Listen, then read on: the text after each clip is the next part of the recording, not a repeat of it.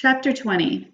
Getting the broth into Pita takes an hour of coaxing, begging, threatening, and yes, kissing, but finally, sip by sip, he empties the pot. I let him drift off to sleep then and attend to my own needs, wolfing down a supper of grusling and roots while I watch the daily report in the sky. No new casualties.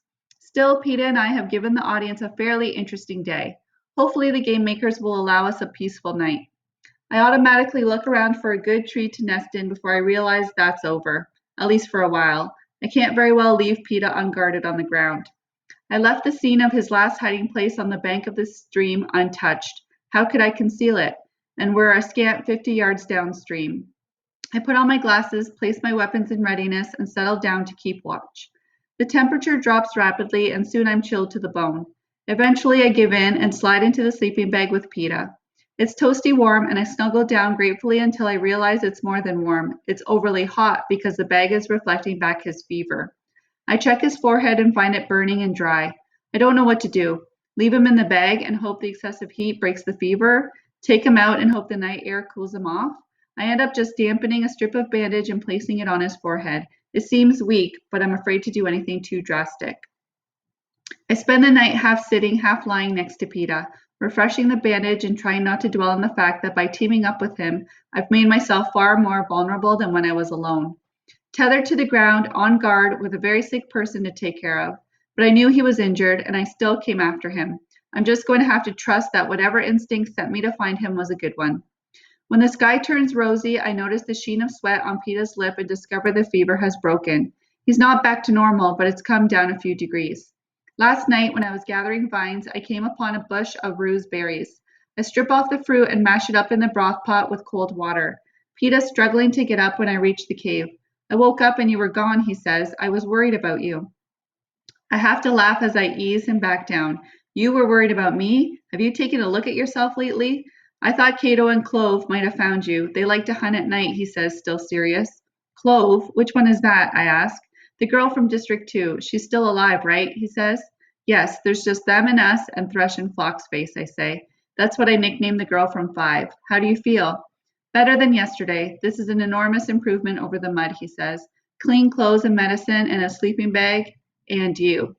Oh, right, the whole romance thing. I reach out to touch his cheek and he catches my hand and presses it against his lips. I remember my father doing this very thing to my mother, and I wonder where Pita picked it up. Surely not from his father and the witch. No more kisses for you until you've eaten, I say. We get him propped up against the wall, and he obediently swallows the spoonfuls of the berry mush I feed him. He refuses the grusling again, though. You didn't sleep, Pita says. I'm all right, I say, but the truth is, I'm exhausted. Sleep now. I'll keep watch. I'll wake you if anything happens, he says. I hesitate. Katniss, you can't stay up forever. He's got a point there. I'll have to sleep eventually, and probably better to do it now when he seems relatively alert and we have daylight on our side. All right, I say, but just for a few hours, then you wake me. It's too warm for the sleeping bag now. I smooth it out on the cave floor and lie down, one hand on my loaded bow in case I have to shoot at a moment's notice.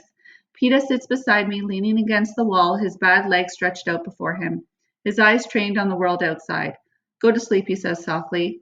His hand brushes the loose strands of my hair off my forehead.